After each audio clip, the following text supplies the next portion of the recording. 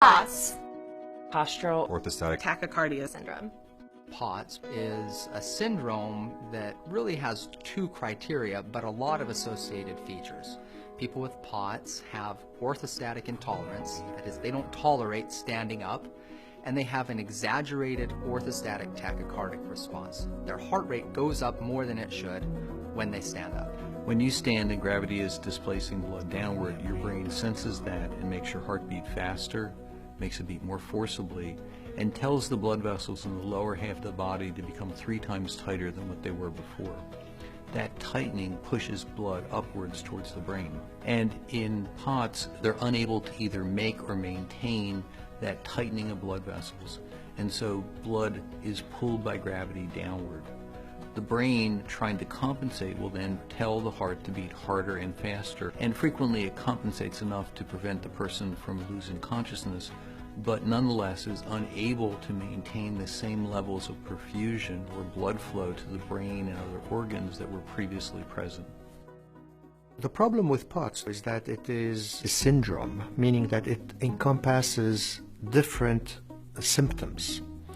And people do not only complain of their heart racing, but they can complain of a zillion other things. Shortness of breath, tightness of chest, lightheadedness, fibromyalgia, dizziness, malnutrition, brain fog, stomach problems, light sensitivity, sound sensitivity, GI tract shutdown, headaches, random body pain, sometimes everywhere hurts, fainting, heat intolerance, blood pooling, Irritable bowel syndrome, new onset allergies, fatigue, tingling. I think there's about 100 more. As you see, it's almost every organ of the body that is affected by this constellation of symptoms. POTS is not an isolated syndrome. It is part of a continuum, of a spectrum of conditions that range from very mild to very severe.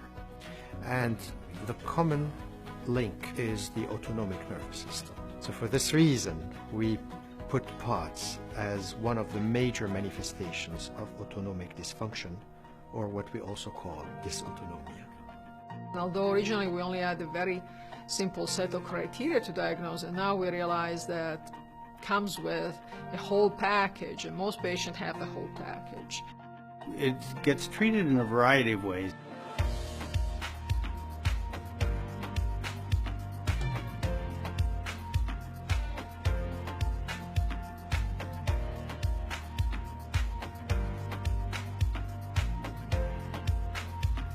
A lot of us as physicians have our own individualized approaches. I try and look at the most important factor contributing to that person's POTS. Just because someone doesn't look sick doesn't mean they aren't sick. A lot of the patients actually look like young, healthy women. You know, I think if someone was missing a leg, I don't think anyone would question that something's happened and probably have more empathy. I think that sometimes is tougher for patients with POTS because they don't visibly look sick.